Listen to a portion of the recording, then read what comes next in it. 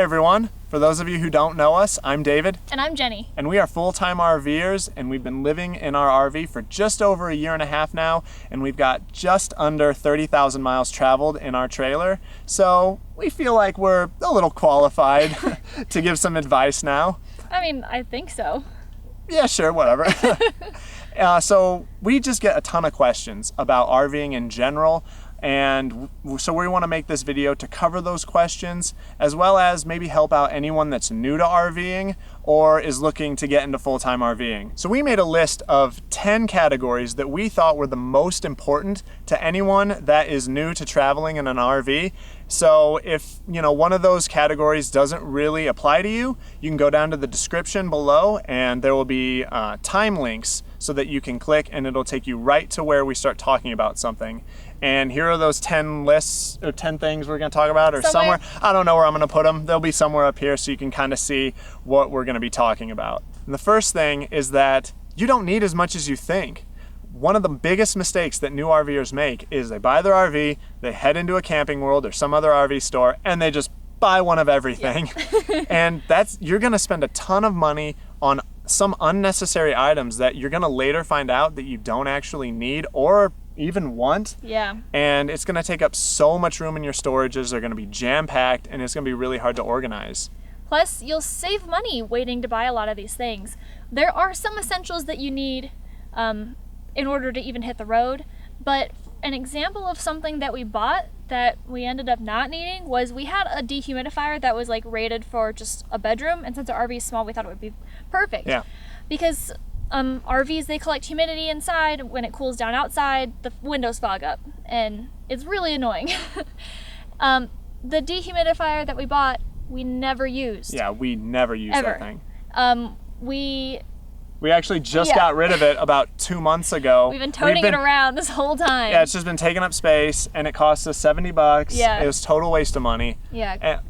Yeah, but one thing that we ended up getting that we are so glad we have now, but you wouldn't think that it was like a necessity. Yeah. But for us, it's been amazing because we have solar. We ended up getting a Cuisinart griddler, and it used electricity so that we can save on propane. Because as long as, we're out boondocking and we have sunshine, then that electricity is free for us. Yeah.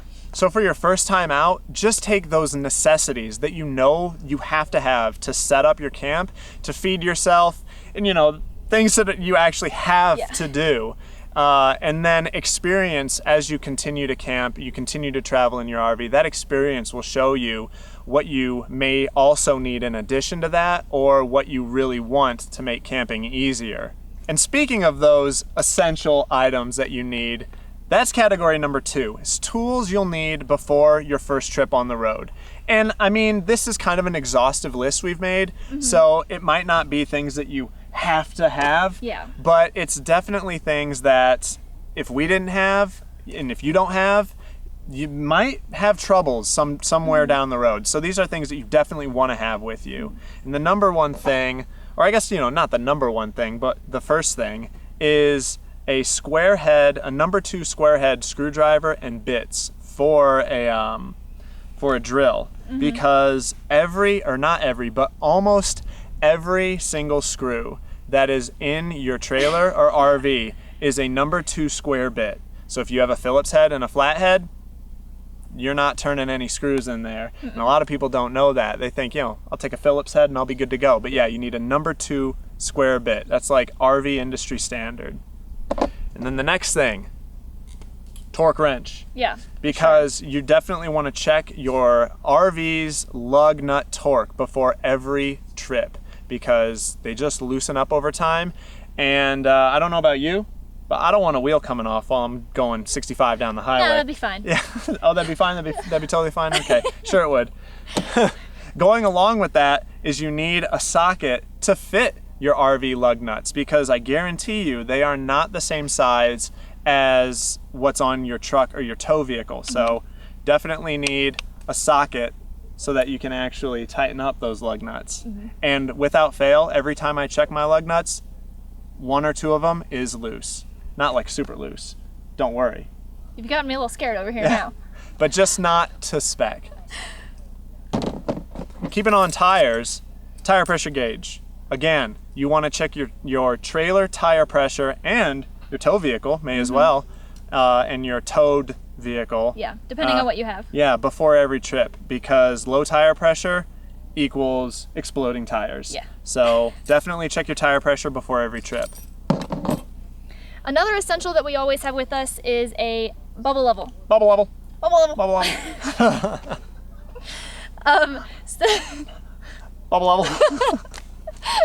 Yeah, we do that. Yeah. You got to get your trailer level. Yeah, you have to get your trailer level side to side, front to back. I guess you don't have to. Well, I don't know why you wouldn't want to, though. I mean, it's pretty important for your fridge to run properly. Absolutely, absolutely. So we get ours as level as we possibly can. Now we just have your standard cheapo bubble level. Yeah. There are plenty of other ones that are like these big ones and that like you can the longer you get, the more accurate it is. So, yeah. But you know, this works for us. Yeah, you don't have to be dead on. Yeah. What Jenny said, it's important for your fridge. You really don't have to be dead on. Nah. As long as you're close to level, your fridge will run just fine. Yep. Absorption fridge. Fridge. Propane fridges. You're definitely gonna want to have some Dicor sealant on hand, especially if you have a rubber roof, because this will crack over time, the sealant that's on your roof, and it's something you're gonna want to inspect regularly for those cracks. And yeah, you can touch it up real quick with some Dicor. Going along with that, you'll need a caulk gun to apply the Dicor sealant. Yes. Keeping the lights on in your trailer is important. If you're hooking up at RV parks, you're gonna want an adapter. We have a 30 amp plug, shore power cable on our trailer. So we have a step down that goes from 30 to 15 amps so that we can plug into, most RV parks. Yeah, most RV parks, or if And we're our staying with generator. family. Yeah, and our generator. Our generator only has a 15 amp plug, so we use this all the time. And to protect your electronics in your RV, a surge protector is very important. Some RV parks have very bad power, and this can potentially save your trailer from being totaled out. Because say you have an electrical surge and it fries your fridge, your air conditioner, your furnace. All of your plugs. Yeah, all of your plugs. Everything. Oh man, that's gonna total a trailer out, because the work that it's gonna take to fix that is going to be more than the trailer is potentially worth. So definitely, whenever you're plugging in to utility power, plug this in and plug your trailer into it. Yeah.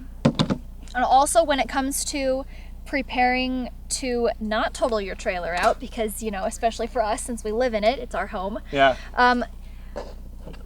You want to have a water pressure regulator between whatever water source you're pulling from and your RV. You always want to make sure, because your RV is only rated to have handle 40? It's between 50 and 60, I believe. Something around there, and PSI of water pressure. And some sources are really strong, some sources are a little weaker. Yeah, you have no idea what the pressure is that you're hooking into unless you check it. So and it's going to be all over the place wherever you go in the country. Some RV parks may be super high, some may be super low. So that's a great point. You will burst all your pipes. Yeah, you will damage everything. Yeah, you hook up to water somewhere, it has 100 PSI and it just bursts all your water lines, you get water damage all over the trailer. Yeah. And you total it. Exactly. So, speaking of water, you want to make sure that your drinking water, especially if you drink out of your freshwater tank or you have drinking water jugs that you fill on your own, you want a drinking water hose. Not just any water hose, but one that's rated for drinking water. Absolutely. We have two. We have a small one and we have a really long one too. Well, yeah, some good advice. Some good advice is that I wish I would have known before we hit the road is it's good to have a really long hose. So we have a 50-foot drinking water hose, but someone gave me the advice of having two 25-foot hoses, because most of the time you don't need that huge 50-foot hose. So if you don't have to unwind that whole thing and then wind it all the way back up, hoses are a pain. Yeah, so get two 25-foot ones, and then a nice small one like this. This is only like 10 or 15 feet. Maybe not even that. It's like 10 feet long. Yeah. So yeah, get two 25-footers and then a nice small one for when you don't even need 25 feet. Yeah.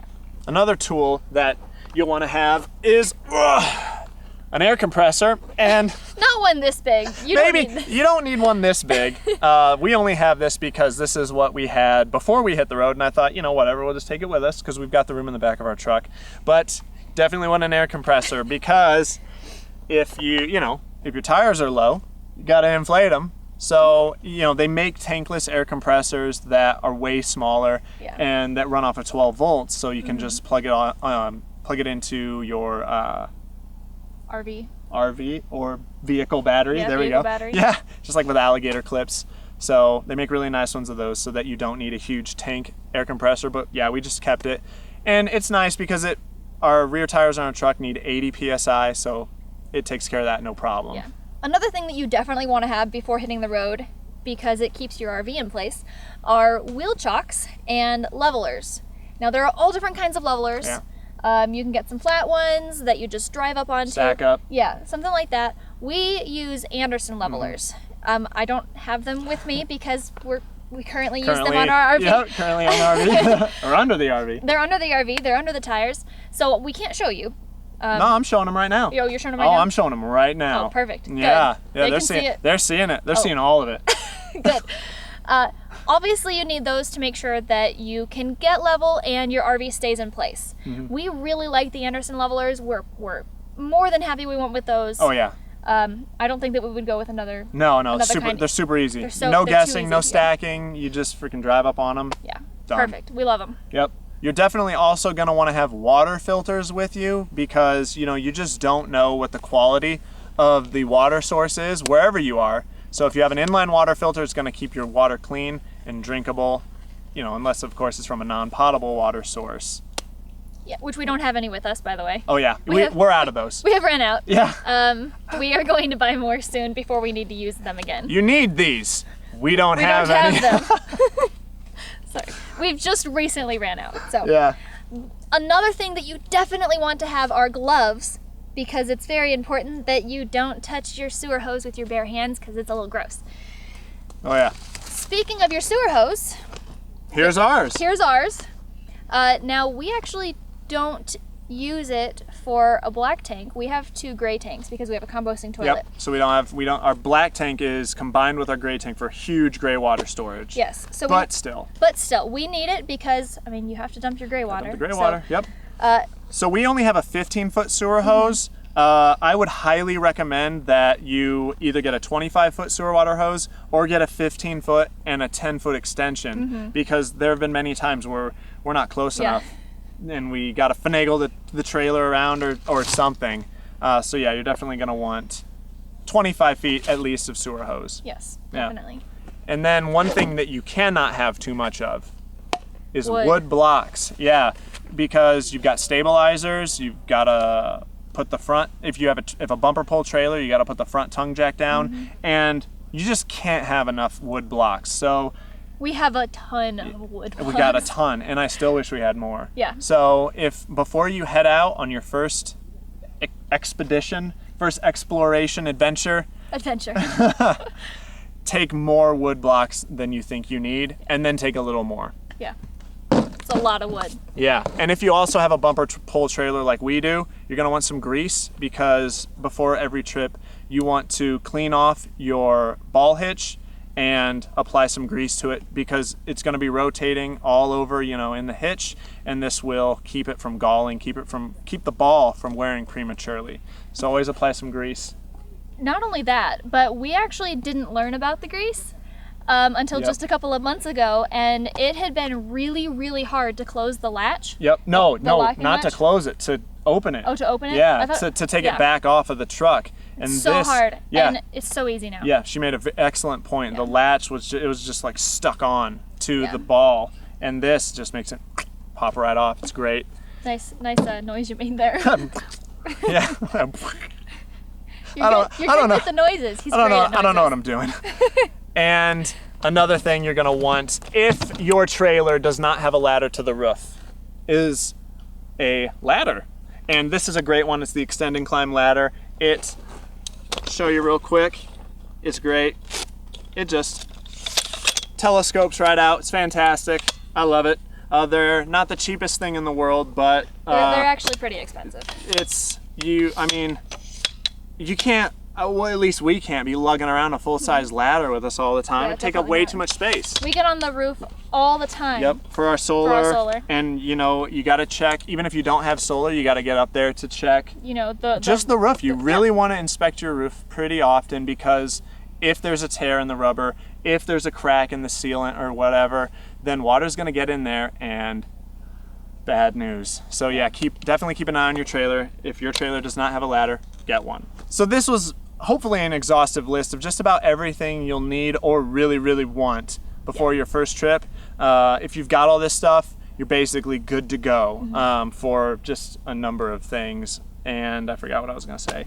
I was gonna say something. Oh, so this is basically everything. Hopefully this is an exhaustive list. It's everything we could think of. It's everything we could think of. Of what you'll need or really want before your first trip. So if you've got all this, you're good to go. And there will be links to all this stuff in the description below, so that if you don't have it, go ahead and click those links, get it.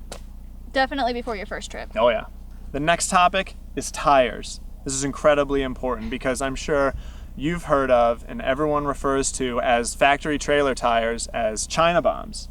And granted, they're definitely low quality tires, but that makes it all the more important to really pay attention to them. So first thing you need to understand is that heat kills tires. And the two things that will generate more heat while you're rolling down the road on your tires is if your tires are under pressured or if your trailer is overloaded. So before every trip, everyone, it is important. Remember this guy? Check your tire pressure on your trailers, on your trailer tires. And it's also a very good idea, once you've loaded up your trailer with all your stuff and you've got your freshwater tank full, go to a CAT scale and have your trailer weighed so that you know for sure, that your trailer isn't overweight. Because if it is overweight, you're gonna be wearing those tires prematurely. You're gonna be generating a lot more heat on those tires because they're gonna kind of smush down to the pavement. If they're underinflated or overloaded, they kind of smush down with the pavement, generate more friction, and you can actually damage your axles doing that. You really can. Oh yeah, that's a very good point. If your trailer's overloaded, yeah, you can bend your axles. So that one's double important. Yeah. And one thing that you may not have thought of is whenever your RV is stationary, you want to keep your trailer tires covered. Yes. Ours are not waterproof, but it's a good idea to get some waterproof trailer tire covers, because then it will not just shield them from the sun, which is the number one cause of dry rot, but it will also shield them from moisture, which is another good thing. But yeah, the sun baking on your trailer tires day in and day out will dry rot them. You'll see cracks in the sidewalls, and it may cause them to fail prematurely. And trust me, you don't want to have a blowout when you're hauling down the interstate at 65 miles an hour. Yeah, and we feel pretty qualified to give you guys this information because we have been traveling for 1.5 years and we have not had a single tire problem. Exactly. Yeah, our tires on our trailer are factory. They're original. We've got almost 30,000 miles on them. We haven't had a single blowout. Knock on wood. Okay, we haven't had a single blowout, and our tread on our tires is wearing very evenly. So, we may have gotten a little lucky, some will say, but I will also say right back to those people that we religiously check our tire pressure, and we know that we are not overweight on our trailer. Yeah. Oh, and we cover our trailer tires. Yeah, we cover them every single time. The fourth thing is to never be in a hurry when you're traveling, or when you're Harvard. Yeah, it's good. It's good stuff. All right. Yeah, good advice. The fourth thing is that you should never be in a hurry anywhere, because not only if you're driving slower will it increase your tire life, just because that's less friction on your tires, but it's also going to be a lot less stressful. Yeah, we have agreed that no matter where we're going or how far we have to drive, we take our time. We make sure that when we're staying somewhere that we're going to explore, we stay as long as we need to in order to do the things that we want to do. And if we miss them, we miss them, and that's all there is to it. Yeah, rushing can be very stressful, and it can actually even be dangerous while towing, because these rigs are heavy. Yeah. So you cannot stop as fast as you can in just a passenger vehicle. And if you're hurrying, if you're speeding really fast down the highway, then it's going to increase potential for trailer sway. Oh yeah, that'd be scary. And not only that, but if you have a blowout at say 75 or 80, you're gonna have a lot less chance of keeping your rig under control than if you're going 60 or 65. So definitely when towing, it's a very good idea to take your time. Yeah, no, don't get us wrong. Going 60 or 65 seems really slow. And I mean, some of you may not be comfortable going that slow, and that's okay. You know, whatever you want to do. However, I can tell you that I worked for a trucking company, and we calculated out for our truck drivers to get from point A to point B 50 miles an hour because it includes stopping. Yeah. And we stop plenty of times when we're going down the road.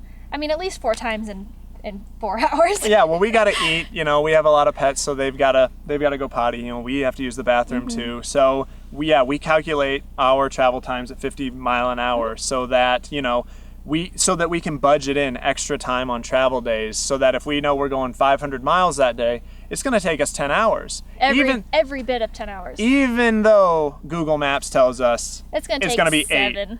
Or whatever. 7, 8, yeah. The 5th thing is that flexibility is a must. It is so essential to be flexible.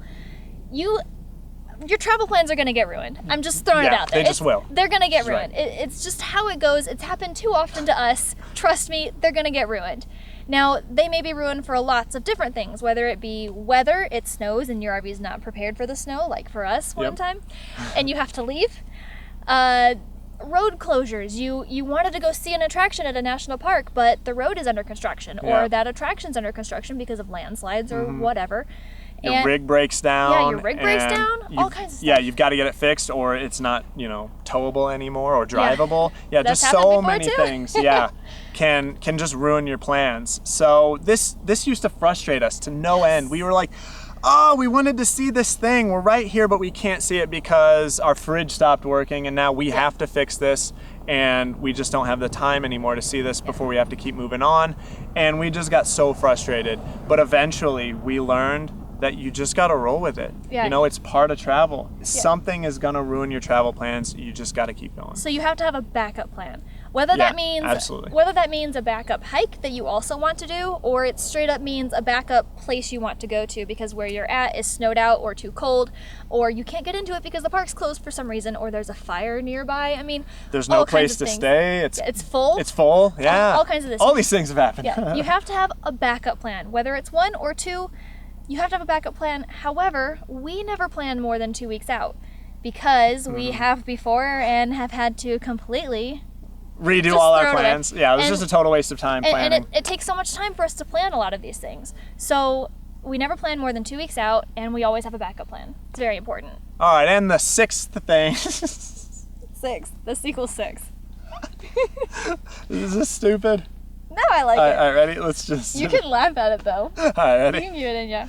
And the 6th thing, there it is, is that tips on keeping the inside of your RV comfortable. One of the biggest things with RVs is they just collect humidity. It gets so humid when you close all the windows, you close the door, it gets so humid in there really fast just from you breathing or, I don't know, whatever. It just seems like they just collect humidity so fast. Yeah. And we're talking even in the desert. Yeah, even in the desert. So a big tip that we didn't learn until just a few months ago is that if you leave one window, preferably in the center of the RV, if you just leave it cracked just a little bit, it will do wonders for moisture control inside the RV, and it will keep your windows from fogging up, and it'll keep moisture from collecting, like literally drops of water collecting on the metal frames around all your windows, because we had big problems with that. It was very hard to control that until we started cracking a window,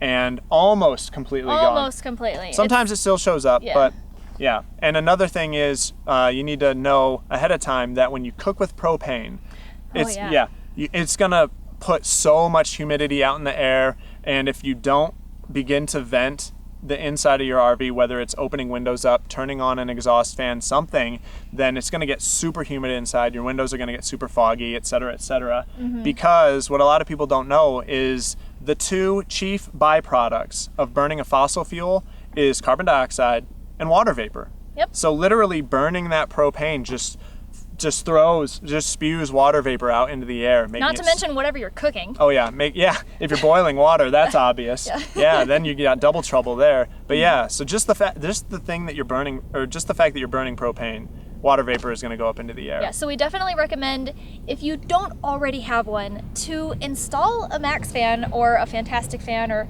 some sort of exhaust fan. Yeah, a big one. Yep.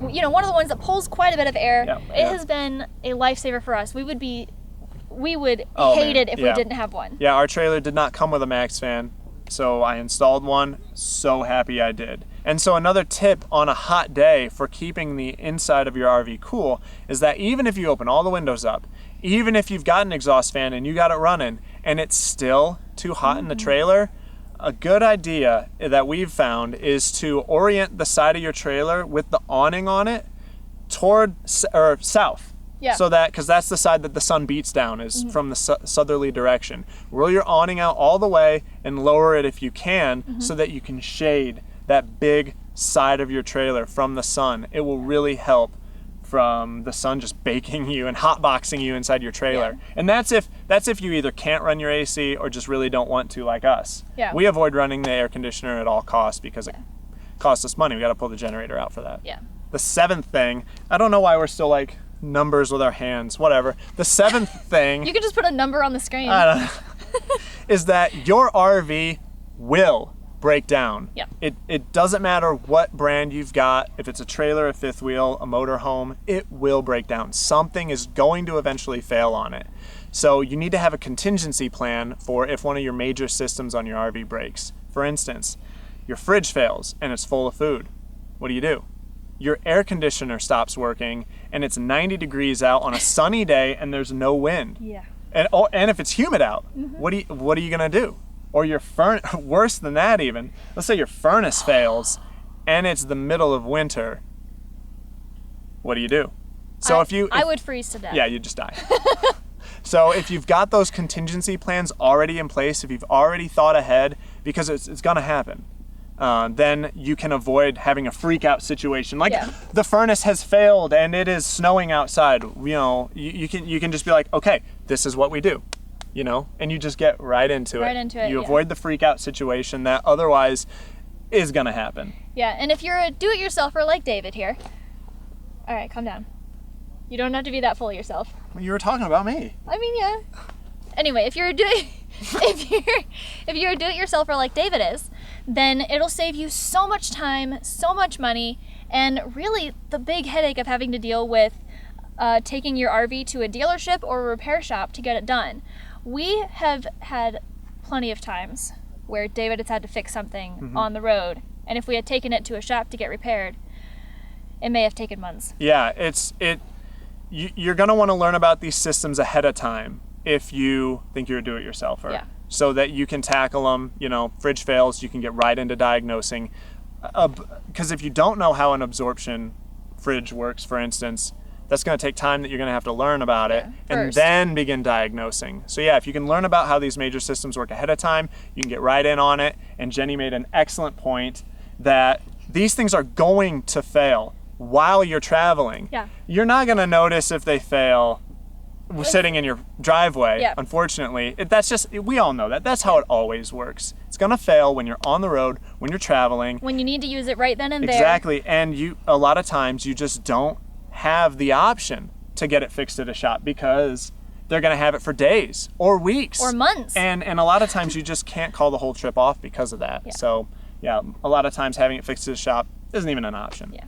Point number 8, nice. Oh yeah. is to always prepare for inclement weather. That includes in the desert where you think it might be hot all the time. Trust me, it's not.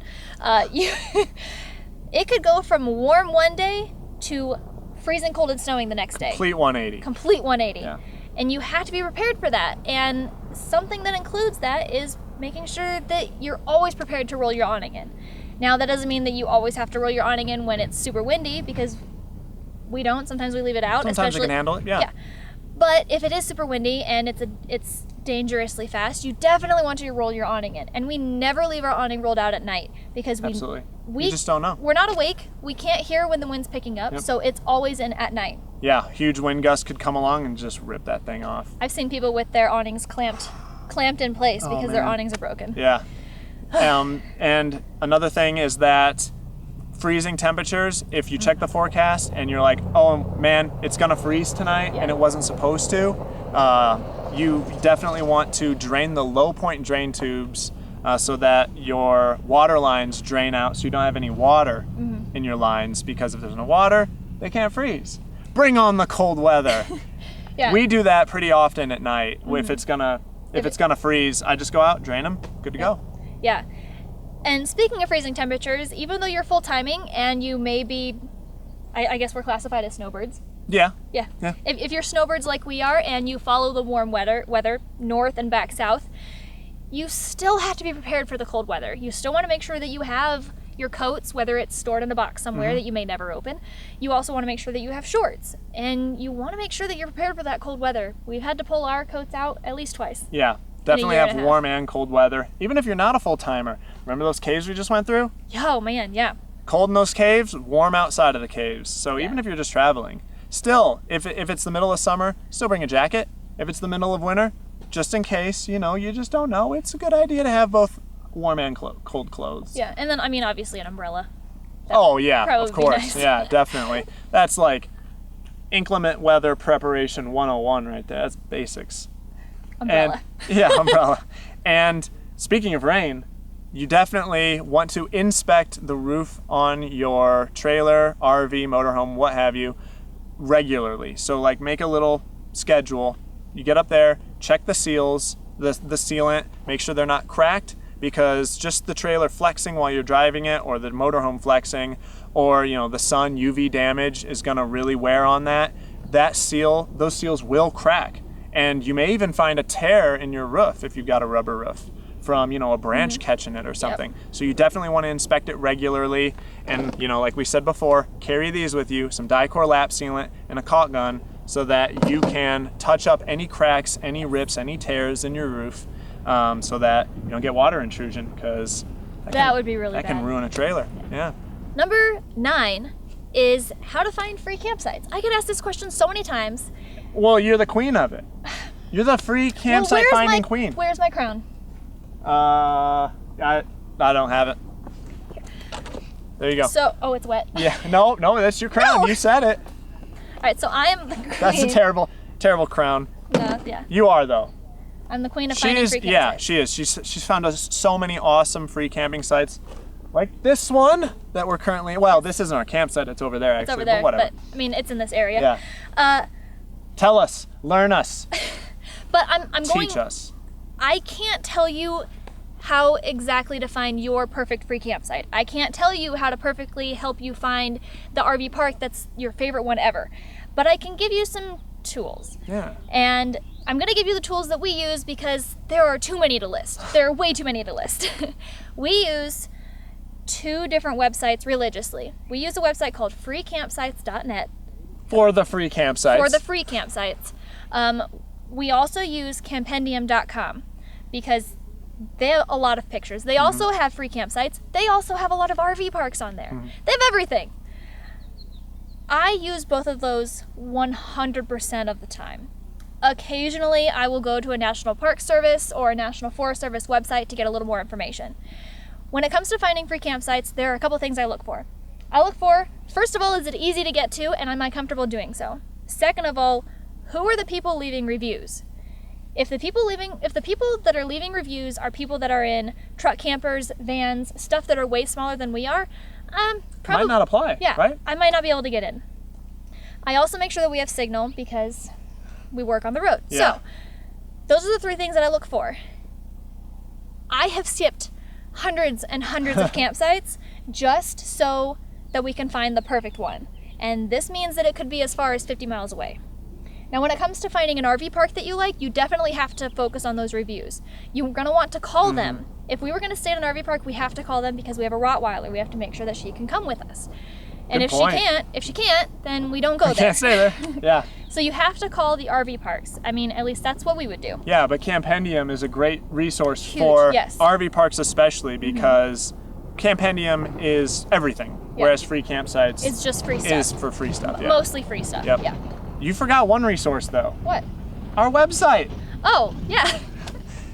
Jenny makes it's nothing on the scale of free campsites or Campendium, but Jenny does site reviews for everywhere we stay. And so we have videos of every single free campsite or paid campsite that we've, well, not every paid campsite. Yeah. Let me backtrack, backpedaling. If we liked it, I'll make a review on it. Yeah, if it was good, if making a review is useful to people for that, then she'll make one. But it's mostly our free sites, our boondocking sites. She does a full review with a video and just covers everything you need to know. So full section on our website and everything. Absolutely. And the 10th and last thing that you need to know before hitting the road is that you gotta have fun.